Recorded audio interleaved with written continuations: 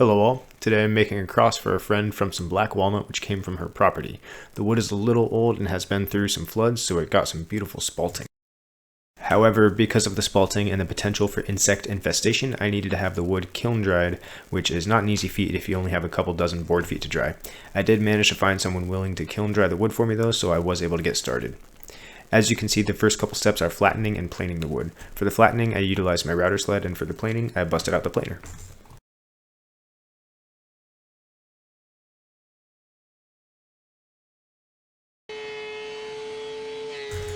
You might notice that while I'm planing, I stagger the boards side by side. I do that to eliminate snipe in the boards, but also to evenly distribute the load across the full width of the planer blades. The next step is jointing the edges of the boards. However, I don't have a jointer, so the way I achieved this is to make a sort of sliding fence with a level so that the same points of each board are always in contact with the fence. After I started this cross, but before I finished it, I made a hook and ring toss game in a separate video and realized that I could use the level as an L fence. I think I'll be using that method from now on as it's much easier and safer. Once each board has one edge jointed, I simply spin the board around and shave off the other side.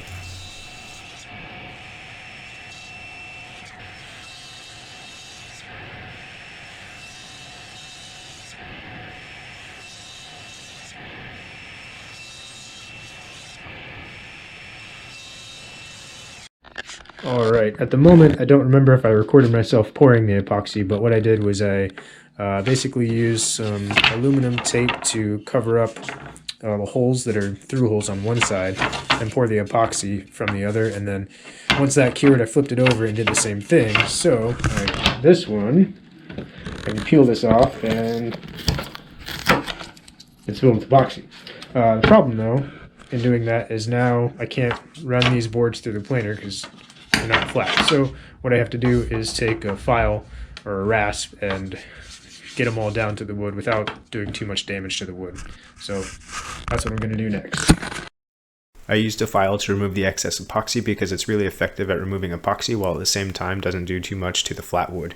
So once the epoxy is flush with the wood, the file kind of just stops working and doesn't do too much to mar up the surface.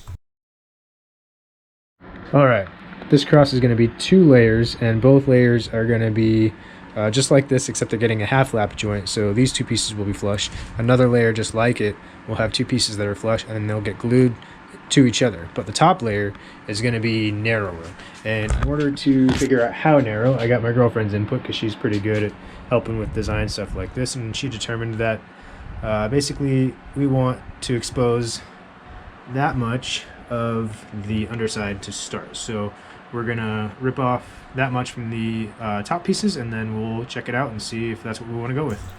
This is what I came up with to remove the material from the top layer of the cross. However, if you're a little smarter than I am, you see a problem. If you're not, the problem is that I placed what I wanted to be the total material removed to the right of the blade. The blade makes a full 1/8 inch cut, meaning I removed the material I wanted to remove plus an additional 1/8 of an inch. This resulted in the cross looking a little bit different than we had planned, but I suspected that the top layer being that wide wouldn't look too great anyway, so I think it's alright.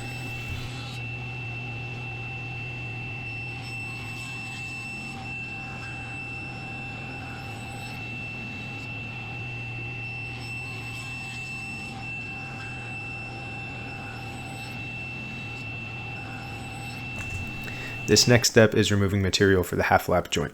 There's a trick you can use which I got from Inspire Woodcraft that makes perfect half-lap joints, however I messed it up pretty bad. I got myself set up to make the cuts, but it looked like it was going to produce bad results, so I reevaluated several times until I gave up on trying to understand and just trusted the process. This was a mistake because the process relies on both pieces of wood having the same dimensions, but I forgot that when I jointed the wood I was just jointing, so not all of the pieces were exactly the same size. This resulted in a sizable gap in the bottom layer. For the top layer I screwed up again, but I think I was just frustrated and in my head at that point.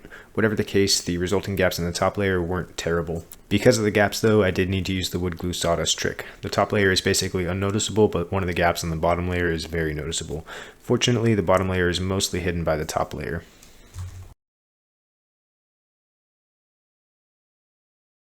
What I'm doing right now is just cleaning up the joints with a chisel. I don't have a glue line table saw blade, so my table saw blade leaves a grooved surface instead of a perfectly flat surface.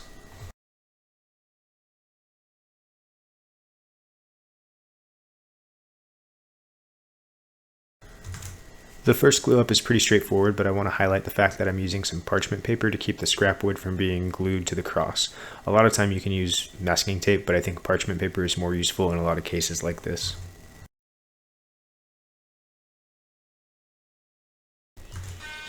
As you can see, for the next step, I'm just putting a little roundover on the top of each layer. What you can't see though is that prior to this step, I brushed a couple thin coats of shellac all over the cross to help prevent tear out and to harden the wood a little bit prior to sanding. If you're wondering why the cross looks weird while I'm routering, it's because I had it stuck to some narrower strips of scrap in the shape of a cross to keep the bearing on the router bit from hitting the surface of my router sled. As per usual, I didn't record the sanding process, I just used an orbital sander for the most part. What I did record though was a little bit of the manual roundovers of the corners.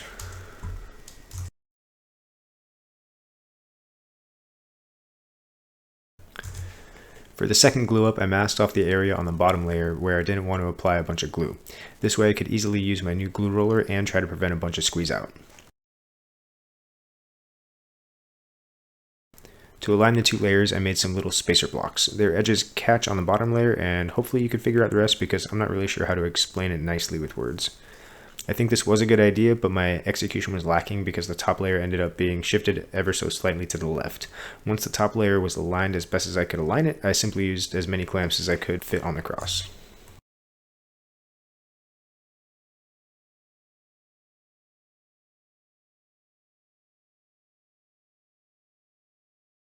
With the two layers glued together, there was just a little touch-up sanding that needed to happen prior to applying finish. For the finish, I went with tried and true original. To apply it, I wipe it on all over the cross and use a brush to get it into the corners. After the entire surface is wetted with the finish, I immediately and thoroughly wipe it all off. I do that 3 times over the course of as many days, and the finish is done.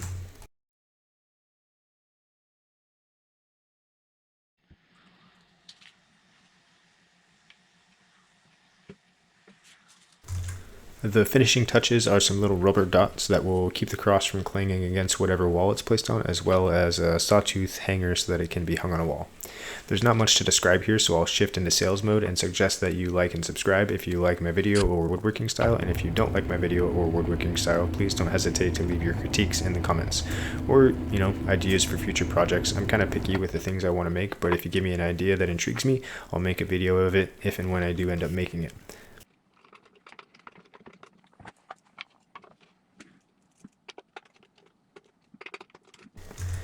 Well, that's it. It's not perfect, but I think the beautiful wood helped conceal the mistakes, and I think it looks pretty good. Thanks for watching.